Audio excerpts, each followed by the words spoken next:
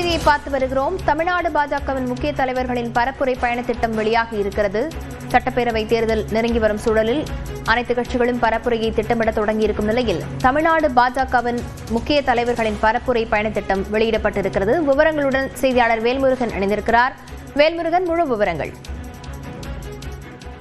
பாஜக தொடர்ச்சியாக தேர்தல் பணிகளை தீவிரப்படுத்தி வரக்கூடிய நிலையில தற்போது சட்டமன்ற தொகுதிகளுக்கான தேர்தல் பொறுப்பாளர்களை குறிப்பாக சுற்றுப்பயண பொறுப்பாளர்களாக தற்போது நியமிக்கப்பட்டு அதற்கான பட்டியலானது வெளியாகிருக்கிறது.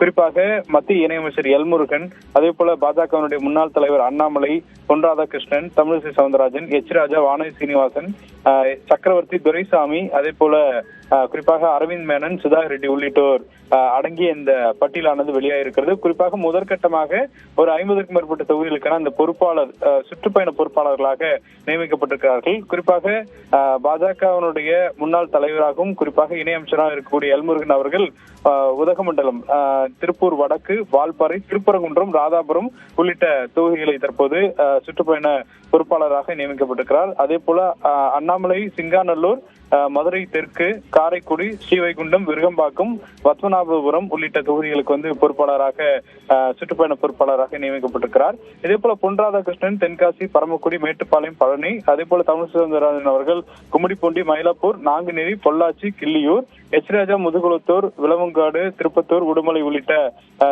வானதி சீனிவாசன் அவர்கள் திருப்பூர் தெற்கு, அதே போல கூடலூர், கோயம்புத்தூர் தெற்கு உள்ளிட்ட தொகுதிகள் என்று கிட்டத்தட்ட ஒரு 49 தொகுதிகளுக்கு மேலாக இந்த முதற்கட்ட பட்டியலானது வெளியாக இருக்கிறது. தொடர்ச்சியாக ஒவ்வொரு தொகுதிகளுக்கும் போடப்பட்டாலும் கூட முக்கியத்துவம் வாய்ந்த இந்த தொகுதிகளை தேர்வு செய்து தற்போது முதற்கட்டமாக குறிப்பாக இதற்கான சுற்றுப்பயண பொறுப்பாளர்கள் போடப்பட்டிருக்கிறது.